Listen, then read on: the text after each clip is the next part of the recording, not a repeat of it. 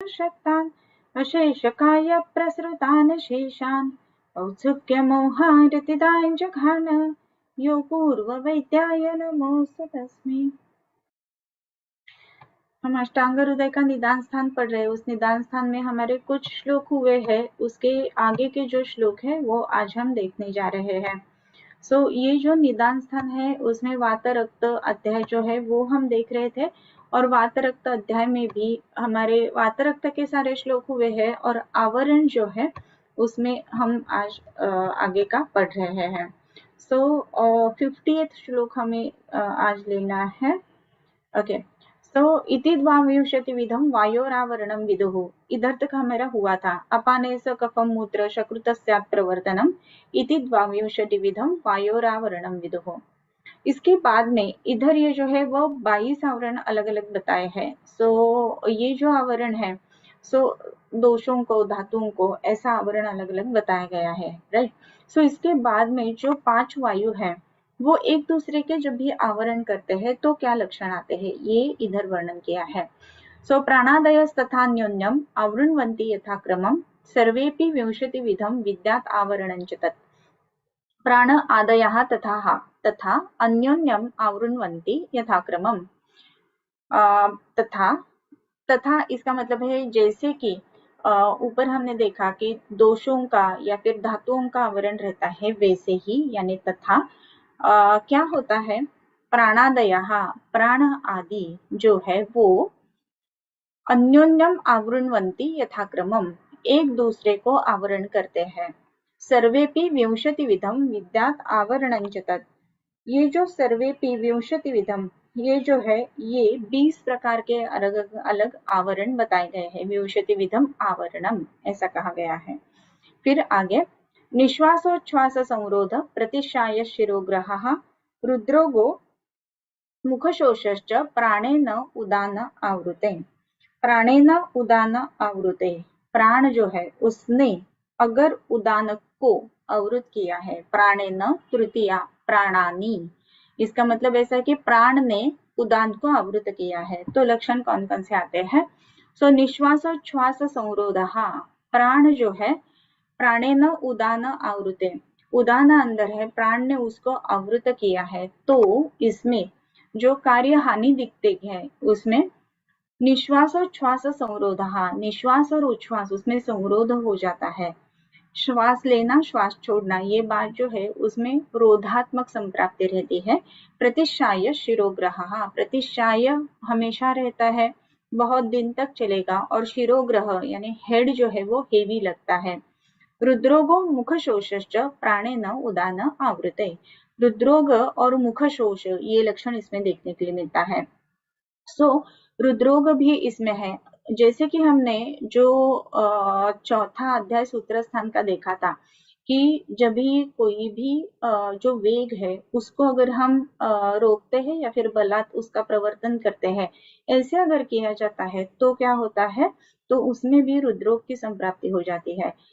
इसमें भी आवरण जो है वो वायु की गति जो है उसकी विकृति जब भी होता है तो उसके कारण रुद्रोग होता है। ये हमेशा से ध्यान में रखना है कि आयुर्वेद की जो रुद्रोग की तरफ देखने की जो एंगल है वो अलग है। वायुरावरणम जो हम देख रहे हैं उसमें रुद्रोगो मुखशोषश्च प्राणेन उदान आवृते, उदानेन आवृते प्राणे, अभी प्राण अंदर है और उसके ऊपर उदान ने आवरण किया है, तो क्या होता है, वर्णो जो बल संशय, वर्ण ओ जो बल इसका संशय हो जाता है। दिशा नया च विभजेत सर्वम आवरणम भिषक, उदानेनावृते प्राणे वर्ण ओज बलक्षय, जो कार्य है उदान का, वर्ण बल और ओज ये जो है वो उसमें विकृति आ जाती है, और इसी के लिए जब भी ये उदान वायु जो है उदाने न आवृते प्राणे, प्राण जो है उसको अगर प्राण को उदान ने आवरण किया है तो ऐसे लक्षण उसमें देखने के लिए मिलते हैं। दिशा नया च विभजित सर्वम आवरणम भिषक, ये जो सब आवरण है वो दिशा नया, ये जो दिशा है उसके अनुसार इसका विभाजन करना चाहिए। इन्हें हर एक आवरण ऐसा अलग अलग रहेगा, लेकिन हम इधर ये सब नहीं एक्सप्लेन कर रहे हैं, इसकी जो डायरेक्शन ऑफ थॉट जो कहा है वो दिया है, दिशा अनयाच विभजे, इस दिशा से सब आवरण का विचार करना चाहिए। स्थानानि आवेक्ष वातानाम वृद्धिम हानिम च कर्मणाम, और इसकी चिकित्सा करते समय क्या क्या देखना चाहिए, स्थानानि आवेक्ष, ये कौन से स्थान में है वो देख के, फिर वातानाम वृद्धिम हानिम च कर्मणाम, कौन से कर्म की हानि हो रही है, कौन से कर्म की वृद्धि हो रही है, उसके अनुसार हमें इसकी चिकित्सा करनी चाहिए। ये आवरण की चिकित्सा जो है वो अलग अलग आवरण बहुत सारे और भी हो सकते हैं, जैसे कि अलग अलग बताए। ऐसी अगर बात होती है तो उसमें हमें क्या करना है, स्थान देख के चिकित्सा करनी है और लक्षण देख के चिकित्सा करनी है। ओके, प्राणादीनाम, एक मिनट, प्राणादीनां च पंचानां मिश्रम आवरणं मिथः पित्तादिभिर्द्वादशभिर्मिश्राणां मिश्रितश्च तैः मिश्रे पित्तादिभिस्तद्वत् मिश्राणाभिः अनेकधा तारतम्य विकल्पाच्च याति आवृत्ति संख्यताम्। प्राणादीनां पंचानां मिश्रम आवरणं मिथः, प्राणादि जो कहे गए हैं उनके जो है वो मिश्र आवरण भी रहते हैं। प्राण जो है उसको व्यान उदान आवरण करेगा, या फिर प्राण उदान है उसको अपान समान आवरण करेगा। ऐसे ये मिश्र यानी एक से ज्यादा ऐसे भी वायु के आवरण हो सकते हैं। और भी पित्तादिभिर द्वादशभिर मिश्राणाम मिश्रितैश्चतैः, और भी ऊपर के जो पित्त के कारण या फिर कफ के कारण ये जो आवरण कहे हैं, जो अन्य 12 धातुओं के जो आवरण कहे गए हैं वो ये सब मिला के मिश्रितश्चतैः, ये सब जब भी हम मिलाते हैं तो मिश्रैः पित्तादिभिस्तद्वत् मिश्रणाद्भिर अनेकधा, ये पित्तादि जो आवरण है उसको भी इसमें अगर मिश्र किया जाता है तो ये बहुत सारे आवरण हो जाते हैं। बहुत ज्यादा ये आवरण होते हैं। तारतम्य विकल्पाच्च याति आवृत्ति असंख्यताम, ये इससे तारतम्य विकल्प से यानी रक्त दोष या फिर 5 जो अलग अलग वायु कहे गए हैं इनके सब के अगर हम अलग अलग कॉम्बिनेशन करें तो इसके तारतम्य के अनुसार ये जो वायु है, ये वायु है उसके आवरण असंख्यताम, यानी ये वायु के अलग अलग आवरण जो है वो अपरिमेय या फिर असंख्य बहुत सारे ऐसे हो जाते हैं। ओके, हमें चिकित्सा जब भी करनी है तो ये सब इसके में ध्यान में रखना है। तारतम्य विकल्पाश्च याति आवरणम असंख्यताम तान लक्षयेत अवहितो यथास्वम लक्षणोदयात्। कौन से लक्षण है, गूढ़ लक्षण कौन से है, शनै शनै उपशया गूढ़ा नाम अपनी मुहुर्मुहु ऐसे कहा गया है। इसकी चिकित्सा हमें जब भी करनी है तो ये लक्षण कौन कौन से है उसके अनुसार हमें चिकित्सा करनी है। पहले ही चिकित्सा सूत्र बताया है कि स्थानान्यवेक्ष, उसका स्थान क्या है और लक्षण कौन से है, उसके अनुसार हमें ए आवरण की चिकित्सा करनी है। ओके, तान लक्षयेदवहितो यथा स्वं लक्षणोदयात् शनैः शनैश्च उपशयात् गूढ़ानामपि मुहुर्मुहुः। कभी कभी ऐसा रहता है कि कुछ लक्षण जो है वो गूढ़ रहते हैं, एकदम से व्यक्त नहीं होते हैं। ऐसे केसेस में हमें बार बार यानी मुहुर्मुहुः उपशय अनुपशयाभ्याम परीक्षित, कौन से घटक से उपशय है, कौन से घटक से अनुपशय है, ये देख के उसकी चिकित्सा करनी है। ताल लक्षयेदवहितो यथा स्वं लक्षणोदयात् शनैः शनैश्च उपशयेत् गूढ़ानामपि मुहुर्मुहुः।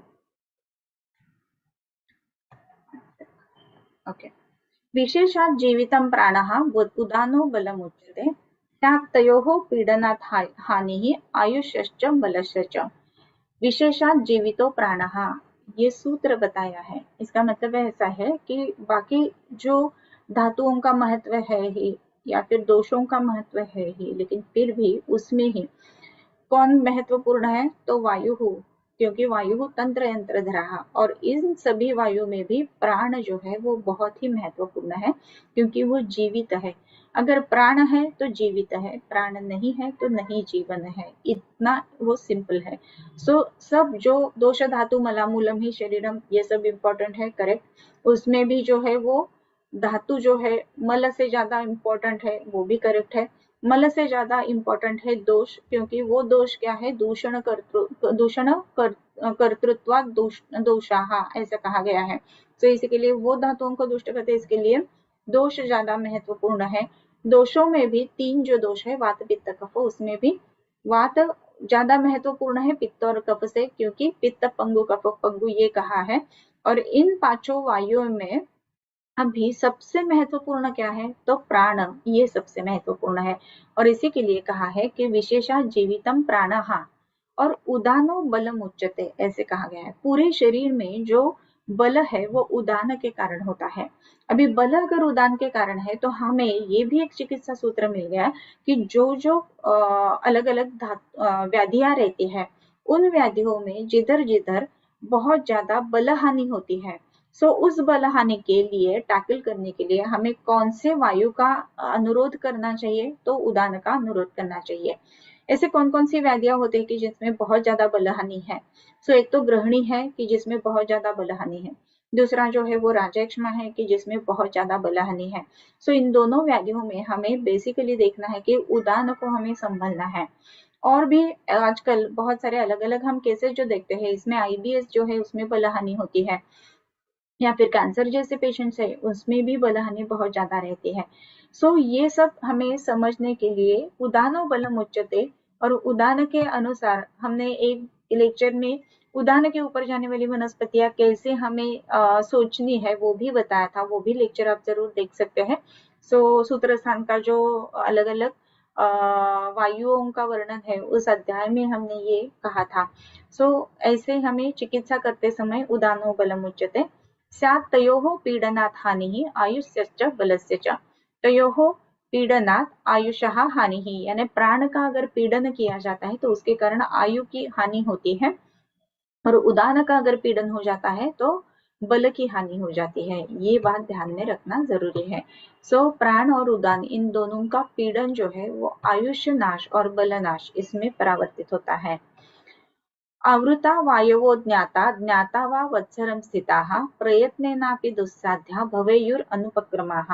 आवृता वायवो ज्ञाता अज्ञाता वा वत्सरं स्थिताः।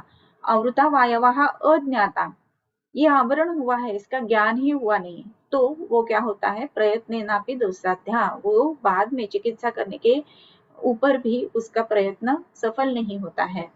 ज्ञाता व वत्सरम स्थिताः, अगर ये आवरण है ऐसा पता चला, और लेकिन बहुत सारे समय तक वत्सर यानी बहुत सारे ईयर्स अगर ऐसे ही वो आवरण चलता रहा, तो उसके कारण भी क्या है, वो दुस्साध्याः प्रयत्नेनापि, प्रयत्न करने के ऊपर भी वो दुस्साध्य ही रहेगा। सो ये भी एक बात हमें हमेशा से ध्यान में रखनी है। ओके, प्रयत्नेनापि दुस्साध्या भवेयुर व अनुपक्रमाः, किंवा इसमें चिकित्सा कर ही नहीं सकते, ऐसे अनुपक्रम व्याधि में परावर्तित हो जाती है। विद्रधि प्लीह हृद्रोग गुल्माग्नि सदनादयः भवन्ति उपद्रवाः तेषाम् आवृतानाम् उपेक्षणात्। इस आवरण को अगर हम उपेक्षा करते हैं तो इस उपेक्षा के कारण क्या होता है, अभी ये जो कहा गया है कि आवरण ज्ञात नहीं हुआ है तो भी ये दुस्साध्य हो जाएगा, आवरण ज्ञात होने के बाद भी अगर वत्सरम स्थिताः ऐसे कहा है। सो आवरण अगर मालूम हुआ है तो कोई भी वैद्य है वो तो चिकित्सा देगा ही, तो फिर ऐसा ज्ञात आवरण जो है वो वत्सरम स्थिताः ऐसा क्यों होगा। इसका कारण ये है कि जो रुग्ण है उसको जो कुछ भी पथ्य अपथ्य पालन कहा गया है वो अगर नहीं कहता है, उसका अपथ्य अगर चालू ही रहता है, और अगर वो जैसे कि हम व्यवहारिक कोई बात भी कर सकते हैं कि जिसमें अगर वो फॉलोअप के लिए आता ही नहीं है, तो ये आवरण ज्ञात होने के बाद भी चिकित्सा दुस्साध्य होती है, क्योंकि ये फॉलोअप नहीं देता है, पथ्य नहीं करता है, ये भी कारण उसमें होते हैं। सो ये आवरण अगर ऐसे ही चलते हैं तो उसके उपद्रव क्या है, भवन्ति उपद्रवाः तेषाम, तेषाम नाम आवरणानाम, कौन कौन से है, तो विद्रधि प्लीह रुद्रोग गुल्माग्नि सदनादयः, विद्रधि हो सकती है इससे। अभी यह आवरण से विद्रधि क्यों होगी, क्योंकि आवरण के कारण रक्त की भी तुष्टि हो जाती है, इसके लिए विद्रधि प्लीह, प्लीह भी देखेंगे तो रक्त विकृति वाला रोग है। रुद्रोग, फिर इधर एक आ गया कि कोई भी आवरण है उसके कारण ये रुद्रोग में परावर्तित हो जाता है। गुल्म, ये भी स्पेस ऑक्यूपाइंग लीजन्स जैसे हम कह सकते हैं, ये भी इस आवरण के कारण होते हैं। और अग्नि सदनादयः, अग्निसाद, ये जो है ये भी इसके कारण होता है। अग्निसाद जब भी होता है तो शांतिग्नो म्रियते चिरम जीवति अनामयः, ऐसे कहा गया है, राइट। सो शांतिग्नो म्रियते, इसी का मतलब ऐसा है कि आवरण जो है वो बहुत ही ज्यादा फेटल भी हो सकता है। सो इसी के लिए इस आवरण की चिकित्सा जो है वो बहुत ही अच्छी तरीके से और कंटिन्यूअसली ऐसी करनी चाहिए। सो लास्ट श्लोक पढ़ते हैं। विदृधिप्लीह रुद्रोग गुल्माग्नि सदनादयः भवन्ति उपद्रवाः तेषाम् आवृतानाम् उपेक्षणाम् इति श्री वैद्यपति सिंहगुप्तसूनु श्रीमद्वाग्भट विरचितायाम् अष्टांगहृदय संहितायां तृतीये निदान स्थाने वातशोणित निदानम नाम षोडशोऽध्यायः। सो ये इधर हमारा जो निदान स्थान है वो कंप्लीट हो जाता है और इसके बाद में जो है वो है चिकित्सा स्थान। सो हम चिकित्सा पढ़ेंगे। आई नो हमारा शरीर अभी लिया नहीं है, बाकी है, लेकिन पहले चिकित्सा हम पूरा करेंगे। सो चिकित्सा स्थान जो है उसका पहला जो अध्याय है वो है ज्वर चिकित्सा। उस ज्वर चिकित्सा का पहला श्लोक पढ़ के आज इधर हम रुकते हैं। आमाशयोस्थ हत्वाग्निं सामो मार्गान् पिधाय च विदधाति ज्वरं दोषः तस्मात् कुर्वीत लंघनं प्राग्रूपेषु ज्वरादौ वा बलम यत्नेन पालयन्। इसके एक्सप्लेनेशन जो है वो हम नेक्स्ट लेक्चर में लेंगे। सो ज्वर चिकित्सा नेक्स्ट लेक्चर में हम चालू करवा रहे हैं। ओके। बरोनी सद्भावाची अंजुळी मिया फुले मोकळी अर्पिली अंघ्रियुगळी विश्वरूपाच्या बरोनी सद्भावाची अंजुळी मिया फुले मोकळी अर्पिली अंघ्रियुगळी विश्वरूपाच्या बरोनी सद्भावाची अंजुळी मिया फुले मोकळी अर्पिली अंघ्रियुगळी विश्वरूपाच्या।